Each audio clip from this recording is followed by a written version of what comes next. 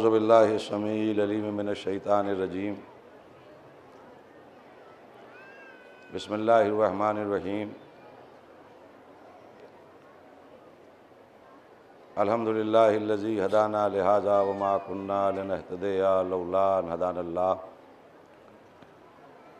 لقد جاءت رسول ربنا بالحق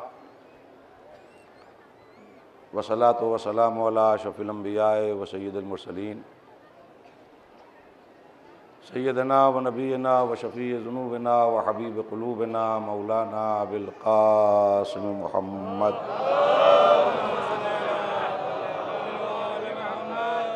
وعلی بیتہ الطیبین الطاہرین المعصومین المظلومین ولعنۃ اللہ علی اعدائہم وقتلتہم وغاصب حقوقہم ومنکری فضائلہم ومصائبہم وتشہم وطہارتہم ولظمتہم ولعصمتہم وشجاعتہم وولایتہم اجمعین من یومنا ھذا الی یوم الدین اما بعد فقط قال رسول اللہ صلی اللہ علیہ وآلہ وسلم ان الحسین مصباح الہدی وسفینۃ النجات۔ ایک صلوات بھیج دیں محمد والے۔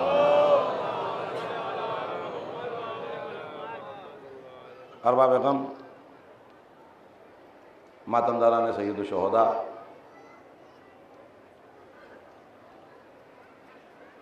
مولانا قلب جواہ صاحب اللہ کو یہ مجلس پڑھنا تھی اور میں بھی باہر گیا ہوا تھا ایک مجلس پڑھنے کے لیے۔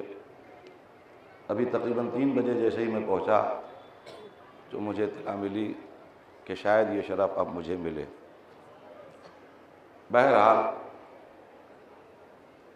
یہ آل محمد علیہ السلام کا تذکرہ ہے، ایک مظلوم کا غم ہے، ایک مظلوم کا ذکر ہے۔ جب کہیں جہاں کہیں جس کسی کی قسمت میں ہوتا ہے اسباب مہیا ہو جاتے ہیں۔ اب یہ اور بات ہے کہ میرے لیے ایک مسئلہ ہے کہ آپ ایک عالم اور ایک بہترین خطیب کو سننے کے لیے آئے تھے اور ذکر حسین میری زبانی آپ سماعت فرما رہے ہیں۔ سرکار ختمی مرتبت سید الاولین سید الآخرین باعث لولا لما خلقت الافلاق فخر موجودات سرور کائنات حضرت احمد مجتبیٰ محمد مصطفیٰ صلی اللہ علیہ وسلم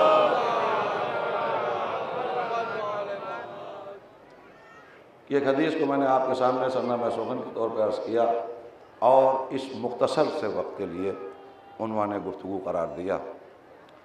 ترجمہ اس حدیث کا یہ ہے کہ بے شک یقیناً بڑے شیورٹی کے ساتھ، بڑی گارنٹی کے ساتھ یقیناً بے شک میرا حسین مصباح الہدی چراغ ہدایت ہے، وسفینۃ النجات اور کشتی نجات ہے۔ بظاہر تو یہ جو جملے ہیں امام حسین علیہ السلام کے سلسلے میں، لیکن اگر انہی 2 جملوں پر مسلمان غور کر لے تب سمجھ میں آئے گا مظلوم کربلا کون ہیں، فضیلت امام حسین کیا ہے۔ سرکار ختمی مرتبت پہلی بات تو ذہن سے نکال دیجئے کہ ذاتی جذبوں کے تحت کلام کریں گے، ذاتی محبتوں کے تحت کلام کریں گے، رشتہ داری کو پیش نظر رکھتے ہوئے کلام کریں گے یا نواسے کی محبت کو پیش نظر رکھتے ہوئے کلام کریں گے۔ اکثر مسلمانوں میں یہ مغالطہ ہے کہ مسلمان بھائیوں جاننا چاہیے یہ اپنی بیٹی اپنی لقت جگر کے سلسلے میں نبی کریم نے فرمایا، مسلمان بھائیوں یہ جاننا چاہیے کہ اپنے چچیرے بھائی یا داماد کے سلسلے میں یہ فرمایا، مسلمان بھائیوں جاننا چاہیے کہ یہ اپنے بڑے نواسے سیدنا حسن کے لیے یہ فرمایا، مسلمان بھائیوں جاننا چاہیے یہ اپنے چھوٹے نواسے سیدنا حسین کے لیے ارشاد فرمایا۔ سب سے پہلی بات تو یہ ہے کہ محمد کو رشتہ داریوں میں براہ کرم نہ بانٹیے۔ محمد اللہ کے رسول کا نام ہے۔ قرآن کی آیت کا ایک پہرا بیٹھا ہوا ہے کہ ما محمد الا رسول، میرا محمد تو کچھ ہے ہی نہیں سوائے رسول کے، سوائے میسنجر کے، سوائے نبی کے۔ اس کا کام ہے مجھ سے خبریں لے کر لوگوں تک پہنچانا، وہ فقط رسول ہے۔ وہ اٹھے گا تو رسول ہوگا، وہ بیٹھے گا تو رسول ہوگا، وہ مسجد میں ہوگا تو رسول ہوگا، وہ اگر محراب میں ہوگا تو رسول ہوگا، وہ اگر میدان جنگ میں ہوگا تو رسول ہوگا، وہ اگر کسی کی ڈیوڑی پہ جا کر سلام کر رہا ہوگا تب بھی اللہ کا رسول ہوگا، وہ اگر کسی کو دوش پہ جگہ دے رہا ہوگا تب بھی اللہ کا رسول ہوگا، وہ اگر کسی کو پشت پر بٹھا کر 70 مرتبہ سبحان ربی الاعلیٰ و بحمدہ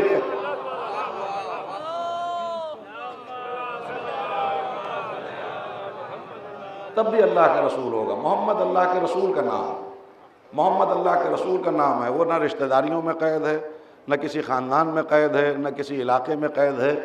یہ تو ہماری خود غرضی ہے کہ اس کو مکی کہنا شروع کیا، اس کو مدنی کہنا شروع کیا، اس کو قرشی کہنا شروع کیا، اس کو ہاشمی کہنا شروع کیا، اس کو عربی کہنا شروع کیا۔ وہ عالمین کے لیے رحمت بنا کر بھیجا گیا تھا۔ نہ وہ فقط مکے کے لیے آیا، نہ وہ فقط مدینے کے لیے آیا، نہ وہ فقط مکے کے لیے آیا، نہ وہ فقط قریش قبیلے کے لیے آیا، نہ وہ ہاشمی تھا۔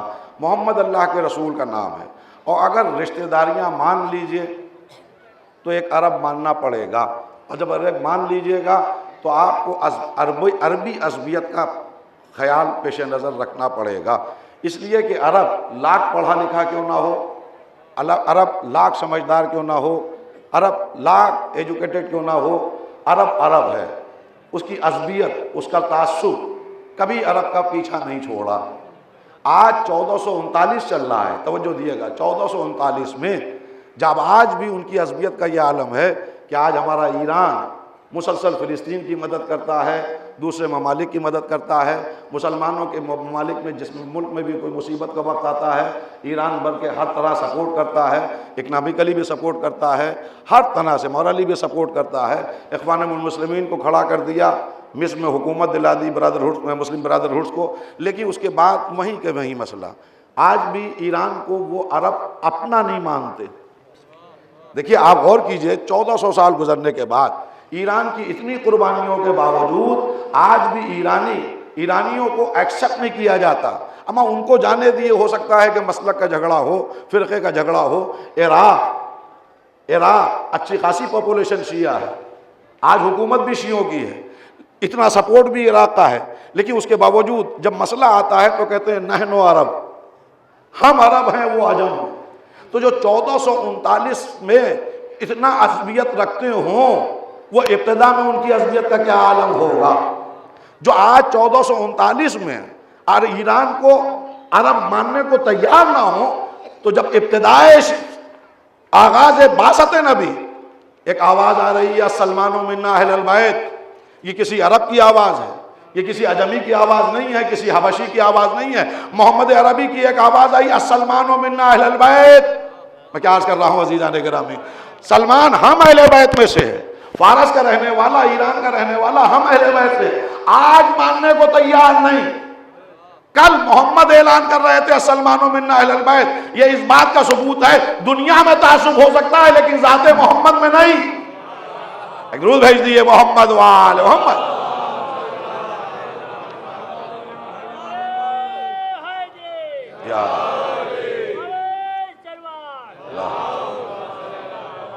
آپ غور فرمائیے، وہ حبش کا رہنے والا، وہ سیاہ رنگ، وہ جس کی شین قاف درست نہیں، وہ کہ جو عربوں کے درمیان بیٹھ کے گفتگو نہ کر پائے، جب مسجد تیار ہوئی، گلدستہ اذان پہ کسی مؤذن کے جانے کی ضرورت ہوئی تو نظر انتخاب سرکار ختمی مرتبت اسی حبشی کے اوپر پڑی اور آواز دی بلال تم مؤذن ہو جاؤ۔ میں کیا کہنا چاہ رہا ہوں، وہ چاہے حبش کا رہنے والا ہو، چاہے وہ عجم کا رہنے والا ہو، محمد عصبیت سے پاک ہے، نبی کریم عصبیت سے پاک ہے، ان کے سامنے نہ رشتہ داریاں ہیں۔ اور یہاں پر بھی ایک بات عرض کر دوں، اگر رشتہ داریاں بھی پیش نظر ہوتی تو قرآن میں 114 نہ سورے ہوتے، فقط 113 ہوتے، سورہ لہب کی ضرورت نہ ہوتی۔ بھائی جب سورہ لہب کا نزول ہوا تو سرکار ختمی مرتبت اگر رشتہ داریوں کو پیش نظر رکھتے تو بارگاہ معبود میں ہاتھوں کو بلند کرتے اور پھر آواز دیتے پروردگار لاکھ میرا چچا برا صحیح، لاکھ میری چچی ام جمیل بری صحیح، لیکن معبود یہ تو پورے سماج میں میری بے عزتی ہو رہی ہے۔ معبود 113 بہت ہیں، لیکن 114ویں کا آنا اور محمد کی خاموشی، ادھر فارس کے رہنے والے کو اپنا کہنا ادھر حبش کے رہنے والے کو مؤذن بنانا اس بات کا ثبوت ہے کوئی علاقے میں محدود ذات کا نام محمد نہیں ہے، محمد عالمین کے لیے رحمت،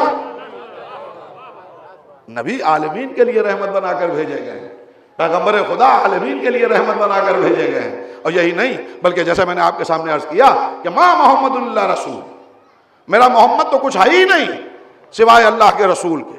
اور پھر یہی نہیں بلکہ آپ کی زبان کے اوپر، آپ کی گفتگو کے اوپر، آپ کے بیان کرنے کے اوپر ایک پہرا سورہ نجم میں بیٹھا ہے۔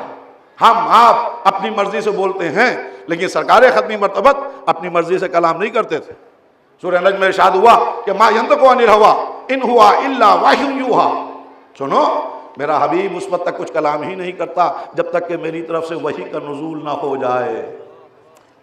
محمد وحی کہیں گے جو وحی ہوگی۔ اب رشتہ داریوں میں نہ بانٹنا کہ رسول اللہ نے اپنے نواسے کے لیے فرمایا، عالم کے شہزادے کے لیے فرمایا ہے، دو چیزیں کہیں۔ میں زیادہ وقت نہیں لوں گا آپ کا، میں خود سوچ رہا ہوں کہ اس وقت کیا کیا پڑھا جائے اور کیا کیا چھوڑا جائے، لیکن مجھے خیال ہے کہ بہت دیر ہو گئی ہے۔ ابھی زیارت بھی کریں گے، علم بھی آئیں گے، ذوالجناح بھی آئے گا، ہماریاں بھی آئیں گی اور تابوت آئیں گے، آپ زیارت کریں گے، میں زیادہ وقت نہیں لوں گا۔ فقط اتنا، آپ فرش عزائے حسین پر بیٹھے ہیں، کتنے خوش نصیب ہیں ہم لوگ کہ فرش عزائے حسین، یہاں بیٹھنا محبت حسین کی دلیل، محبت حسین کی دلیل ہے۔ یاد رکھیے، میں تفصیل میں نہ جاتے ہوئے فقط دو جملے کہوں گا۔ یہ زندگی، یہ زمین کا فرش، یہ آسمان کا شامیانہ، یہ چاند سورج ستارے، یہ سب خلق کیے گئے ہیں فقط ایک وجہ سے، وہ یہ کہ ہم ایک امتحان گاہ میں جائیں اور اپنی بندگی کو وہاں پر پیش کریں۔ ما خلقت الجن والانس الا لیعبدون، تمہیں پیدا کیا گیا ہے فقط اس لیے کہ تم میری عبادت کرو۔ تو ہم اس دنیا میں آئے ہیں عبادت کی خاطر۔ کامیاب وہی ہے جو اپنے منہ سے نہ کہے کہ پروردگار ہم تیرے بندے ہیں، کامیاب وہ ہے جسے مشیت پکارے کہ تو میرا بندہ ہے۔ تو آپ ایسی جگہ جہاں ہم آئے ہیں اور صرف اس لیے آئے ہیں کہ اپنی ابدیت کو پیش کریں، تو اب ابدیت کے پیش کرنے کے لیے ہمیں کوئی سلیقہ بھی تو چاہیے ہوگا، کوئی طریقہ بھی تو چاہیے ہوگا۔ بھئی کوئی بھی فن سیکھتا ہے تو جب تک کہ استاد نہیں ہوتا ہے، یہاں کتنے فنکار بیٹھے ہوئے ہیں، لیکن اس وقت تک آدمی نہیں سیکھ سکتا فن جب تک کہ کوئی بتانے والا نہ ہو۔ ہم نماز کے ذریعے بندے تو بننا چاہتے ہیں لیکن طریقہ نماز کیسے پتا چلے؟ ہمیں روزے کے ذریعے ہم بندے تو بننا چاہتے ہیں لیکن روزے کا سلیقہ سکھائے کون؟ تو اس کے لیے ایک ہادی کی ضرورت ہے۔ یاد رکھیے، زندگی کے لیے اور زندگی کی کامیابی کے لیے ایک ہادی کی ضرورت ہے۔ اور جب انسان مر کے جائے گا، محشر کے ہنگام میں جب سور پھونکا جائے گا اور جسموں کو نکالا جائے گا اور ایک جگہ جمع کیا جائے گا، وہاں دوسری ضرورت ہوگی کسی طرح ہماری نجات ہو جائے۔ زندگی کی دو اہم چیزیں، یہاں ہمیں عبادت کا سلیقہ معلوم ہو اور ہم عامل ہوں اس پر، اور جب پلٹائے جائیں تو وہاں ہماری نجات کا ذریعہ ہو۔ آپ سمجھے کہ آپ کیوں خوش نصیب ہیں جو فرش عزائے حسین پر بیٹھے ہوئے ہیں؟ دو چیزیں، دنیا میں ہدایت ملے اور آخرت میں نجات۔ سرکار ختمی مرتبت نے جو وحی کے بغیر کلام نہیں کرتے ہیں، فرمایا کہ یاد رکھو اگر دنیا میں ہدایت چاہتے ہو اور محشر کے ہنگام میں نجات چاہتے ہو تو کہیں کی جانے کی ضرورت نہیں، حسین کی ڈیوڑی سے وابستہ ہو جانا۔ ان الحسین مصباح الہدی و سفینۃ النجات۔ اور ایک درود بھیج دیے محمد وآل محمد۔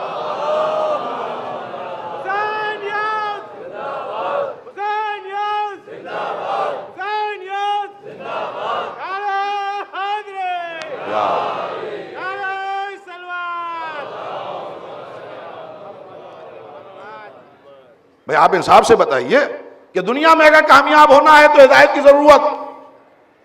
اچھا، اس کا مطلب یہ نہیں ہے کوئی ہادی آیا نہیں، ہادی تو 1,24,000 آئے ہیں اور ہدایت کر بھی گئے ہیں، ایک بیت ہدایت بنا بھی گئے ہیں، لیکن اس بیت ہدایت میں ہدایت کی چیزوں کو ڈھونڈنے کے لیے ضرورت اس بات کی ہے کہ کوئی چراغ ہو نہیں۔ یہ میرے سامنے مائک لگے ہوئے ہیں، یا آپ لوگ جس طرح میں جس آدمی کے لیے کہوں کہ آپ فلاں رنگ کا لباس پہنے ہوئے ہیں، آپ فلاں رنگ کا لباس پہنے ہوئے ہیں، یہ شامیانہ سیاہ ہے، یہ پنکھا لگا ہوا ہے سامنے، یہ ہرا لباس پہنے ہوئے ہیں، یہ کالا لباس پہنے ہوئے ہیں، یہ فرش، یہ چاندنی سفید ہے، یہ کیسے سمجھ میں آ رہا ہے؟ میں ایک سوال کر رہا ہوں، یہ تمام چیزیں کیسے سمجھ میں آ رہی ہیں کہ یہ اس رنگ کی، یہ اس رنگ کی، یہ اس رنگ کی، یہ اس رنگ کی، یہ اس رنگ کی؟ اس کا سبب یہ ہے کہ سورج کی روشنی ہے، سورج کا چراغ ہے۔ ابھی رات میں آپ کو 3 بجے یہاں گھپ اندھیرے میں بٹھا دیا جائے اور سب موجود ہوں، نہ آپ کوئی کلر بتا سکتے ہیں، نہ کسی کی صورت بتا سکتے ہیں، نہ کوئی صحیح جگہ بتا سکتے ہیں، معلوم ہوا اس جگہ سب موجود ہوں گے، بس فرق ہو جائے گا، روشنی ہوگی تو سب نظر آئے گا، روشنی ہوگی تو سب نظر آئے گا، اور اندھیرا ہوگا تو کچھ نظر نہیں آئے گا۔ اسی طرح بیت ہدایت ہے، آپ جائیں گے کچھ سجائی نہیں دے گا جب تک کہ چراغ حسین آپ کے ساتھ نہ ہو۔ نماز ہوگی لیکن آپ ڈھونڈتے رہ جائیں گے، روزہ ہوگا لیکن آپ ڈھونڈتے رہ جائیں گے، حج ہوگا لیکن آپ ڈھونڈتے رہ جائیں گے جب تک کہ چراغ حسین ساتھ میں نہ ہو۔ بس عزیزان گرامی، یہ بات۔ اور آخری بات، کیسے مصباح الہدیٰ ہیں آقا حسین؟ پہلی محرم سے آپ مجالس سن رہے ہیں، بلکہ اللہ کا شکر ہے ہم شہر اعظم میں رہتے ہیں، پہلی محرم کی بھی قید نہیں، ہر جمعرات، ہر اتوار، ہر عام دنوں میں مجالس حسین برپا ہوتی ہے۔ جتنے بھی پوسٹر لگے ہوں گے، ایک اعلان ہوگا، تمام مومنین کرام سے گزارش ہے کہ فلاں وقت کے اوپر مجلس مقرر ہے، فلاں مجلس وقت کے اوپر مجلس برپا ہوگی، تمام حضرات تشریف لائیں۔ یہی اعلان ہوتا ہے نا، اس کے علاوہ تو کچھ اعلان نہیں ہوتا۔ بھئی ہمارے کیا مجلس اعزا ہے، ہمارے کیا مجلس حسین، فلاں جگہ مجلس حسین برپا ہے، فلاں جگہ مجلس ہے، فلاں جگہ مجلس ہے۔ آپ مجلس میں پہنچے، ابھی جیسے کہ آپ یہاں سے اٹھ کے جائیں گے، اما یار کل بجوا صاحب قبلہ آئے نہیں، وہ حسن ظہیر میاں بیٹھ گئے تھے، اب اس پہ تبصرے ہوں گے، کیسی پڑھی، کیا پڑھا، ڈسکشن ہوتا ہے۔ یہ انسان کی فطرت ہے، یہ انسان کی سائیکولوجی۔ جب بھی ہم ڈرائنگ روم میں بیٹھیں گے، جب بھی ہم کسی جگہ بیٹھیں گے تو مجلس کے اوپر تبصرے ہوتے ہیں۔ کیا ہوتا ہے سنیے، اما وہ مولانا جو تشریف لائے تھے کیا اصلاحی مجلس پڑھی، طبیعت خوش ہو گئی، ضرورت ہے اس طرح کی مجلسوں کی۔ اما کیا عمدہ تبلیغی مجلس ہوئی، بہت ضرورت ہے آج تک اس طرح کی مجلسوں کی۔ اما وہ مولانا وہاں ان کے کیا فلاں صاحب کے جو مجلس پڑھنے آئے تھے، کیا نماز کے اوپر مجلس، خدا کی قسم ایک ایک رکن سے آگاہ کیا، کس طرح قیام ہو، کس طرح رکوع ہو، کس طرح سجود ہو۔ اما وہ مولانا صاحب جو آئے تھے، اما تم تھے، بتاؤ کیا ہوا؟ اما ان مولانا صاحب نے اطاعت والدین کے اوپر جو مجلس پڑھ دی، روح کانپ گئی۔ اللہ ہم سب کو توفیق دے کہ ہم ماں باپ کی اطاعت کر سکیں۔ اما وہ مولانا، انہوں نے سیرت، کیا زبردست صلہ رحمی کے اوپر مجلس پڑھی، کیا ثواب ہے صلہ رحمی کا۔ اما وہ مولانا آئے تھے دلی کے قریب کے، اما حافظ قرآن ہو رہے ہیں، وہ جو سورہ شروع کیا، گلیز بھائی سورہ شروع کیا، اما ایسا لگ رہا ہے کہ زبردست حافظ ہو، جتنی تفاسیر تھی سب ان کو ازبر تھی، کیا کیا وضاحتیں کی ہیں 10 دن میں۔ اما وہ مولانا ان کو بلاؤ، معراج بہت اچھی پڑھتے ہیں۔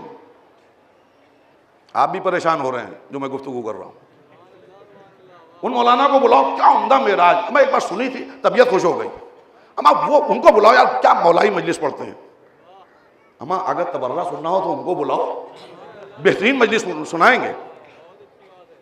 معراج نہیں، بلکہ ایک مثال میں دے دوں، بچہ گھر میں دوڑتا ہوا گیا، اما جناب نوح کے دور میں جب لوگوں نے بہت زیادہ نوح کو پریشان کرنا شروع کیا تو انہوں نے بد دعا دی اور پھر عذاب نازل ہوا۔ جناب نوح نے کشتی بنا لی تھی، فرمایا تھا جو اس پہ سوار ہو جائے گا وہ محفوظ رہے گا، باقی سب غرق ہو جائیں گے۔ اماں جب طوفان تیزی سے اٹھا تو بہت سے لوگ کشتی میں آ کر بیٹھ گئے، لیکن اماں ان کا بیٹا بڑا نافرمان نکلا، وہ پہاڑ کی چوٹی پہ چلا گیا، بار بار جناب نوح پکارتے پکارتے تھک گئے بیچارے، لیکن اس کو نہ آنا تھا نہ آیا۔ پھر کیا ہوا بیٹا؟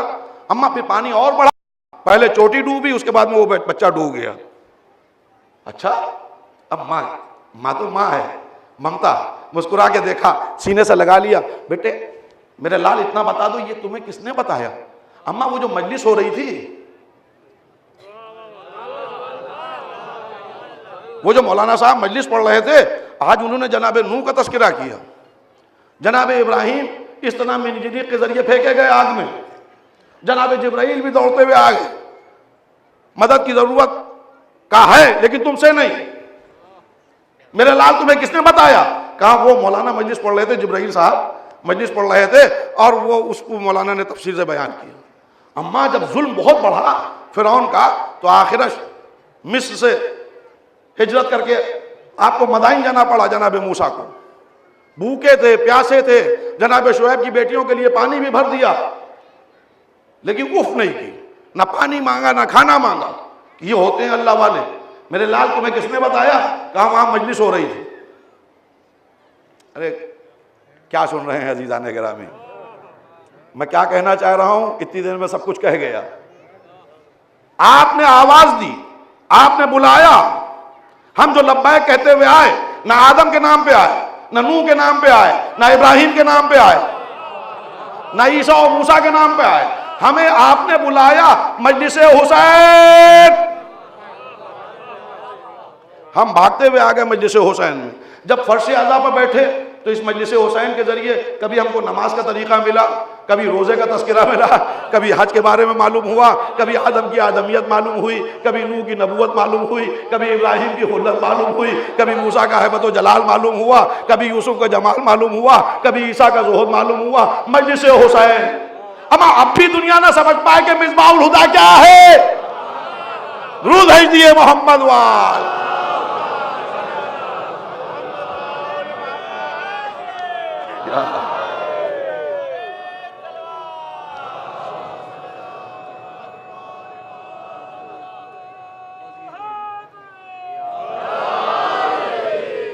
عظمت حسین سمجھیے، مرتبہ حسین سمجھیے۔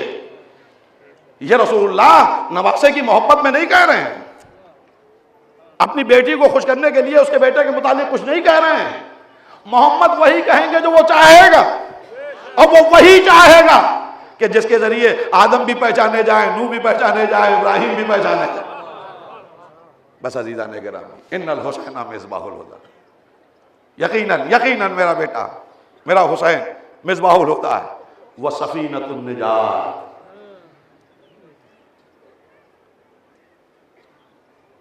اور کشتی نجات ہے۔ مجھے محشر کا ہنگام تو نہیں عرض کرنا ہے، لیکن جتنا پڑھ سکا ہوں اس میں ایک بات تو طے ہے، میں جذباتی ہو کے نہیں کہہ رہا ہوں، سچ تو یہ ہے۔ آپ محشر کے ہنگام، قیامت کے معاملہ واقعات پڑھیے، گھٹا ٹوپ اندھیرا ہے۔ اگر آپ اپنے اعمال کو پیش نظر رکھ کے قیامت پڑھیے تو آپ کے لیے گھٹا ٹوپ اندھیرا ہے، جب تک کہ وہاں کوئی سہارا نہ ہو۔ اگر اللہ کی عدالت ہے تو کوئی جنت میں نہیں جا سکتا۔ تو محشر کے ہنگام میں ٹینشن اس بات کا نجات ہو، دنیا میں اس بات کا ٹینشن کہ ہدایت ہو، تو دنیا کی ہدایت، محشر کی نجات، یہ دونوں سمودی ہیں ذات حسین میں۔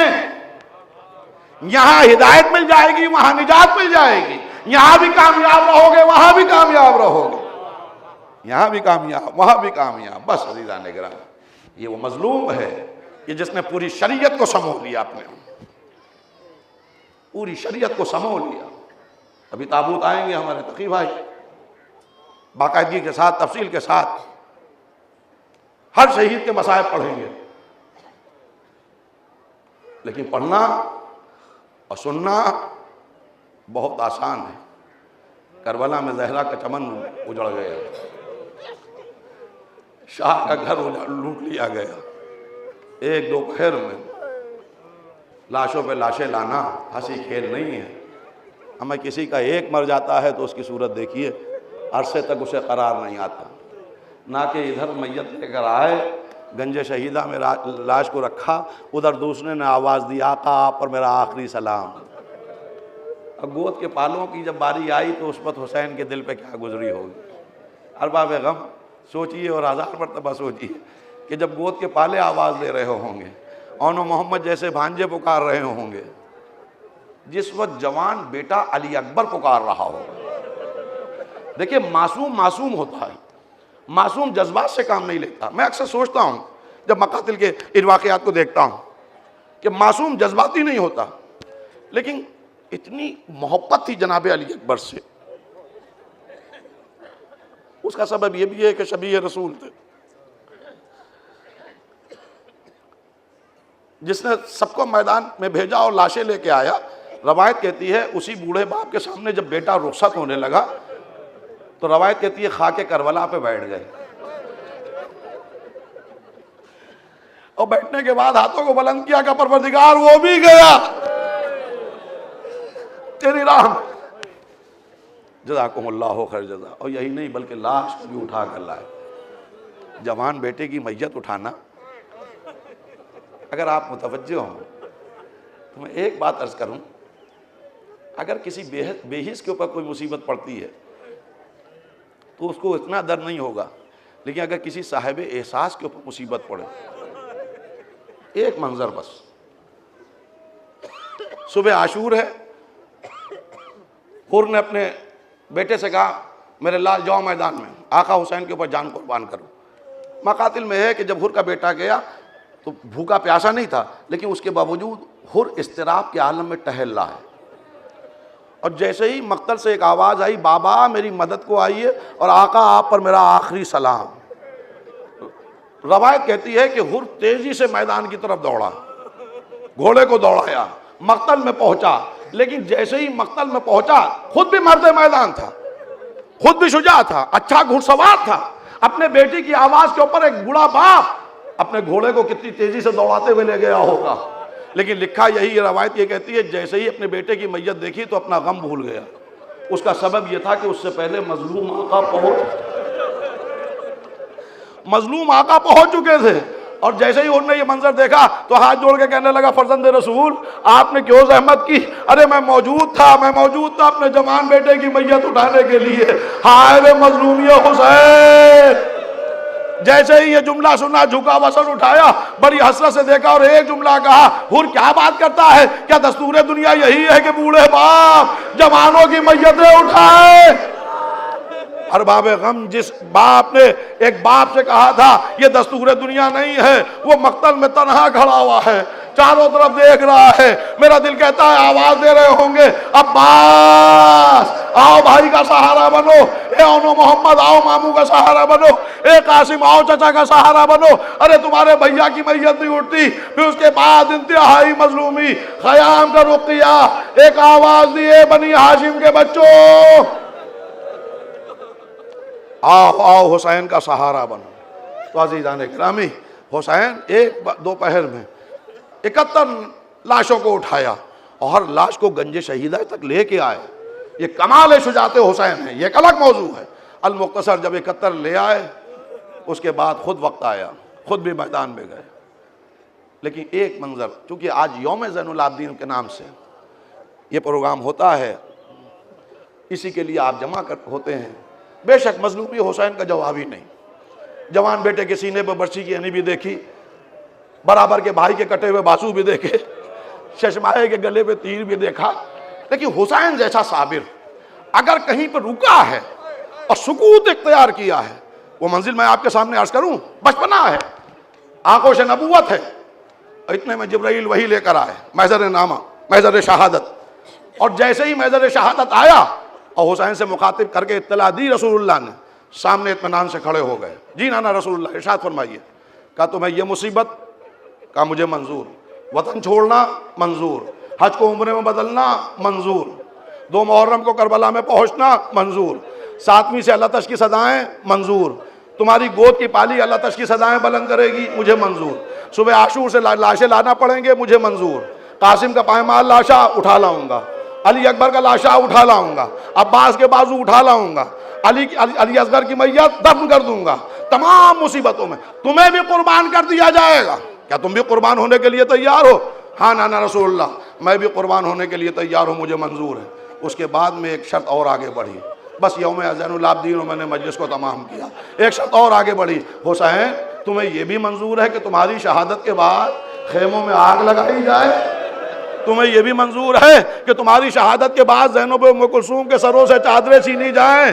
اب تک ہر شرط کے اوپر جو حسین کہہ رہے تھے منظور، اب روایت کہتی ہے حسین سر جھکائے کھڑے ہیں، نانا منتظر ہے کہ نواسا کیا جواب دے گا، بھائی منتظر ہے کہ بھائی کیا جواب دے گا، باپ منتظر ہے کہ بیٹا کیا جواب دے گا۔ اتنے میں تاریخ کہتی ہے جب بہت دیر کا سکوت ہو گیا تو ایک کم سن شہزادی اٹھی، حسین کے بازو کو تھاما، کہا بھیا آپ کہہ دیے مجھے منظور، میں وعدہ کرتی ہوں جب یہ گھڑی آئے گی تو میں صبر کر لوں گی، لیکن میں ایک جملہ کہوں گی۔ شہزادی نے تو اتنا کہا لیکن حسین کو گوارا نہیں تھا کہ خیموں میں آگ لگائی جائے۔ ہائے بیمار، اس کے سامنے خیموں میں آگ بھی لگائی جا رہی ہے، سیدانیوں کے سروں سے چادریں بھی چھینی جا رہی ہے، ہاتھ پسے گردن باندھے بھی جا رہے ہیں۔ سچ تو رہی ہے کہ آج کے دن یوم حسین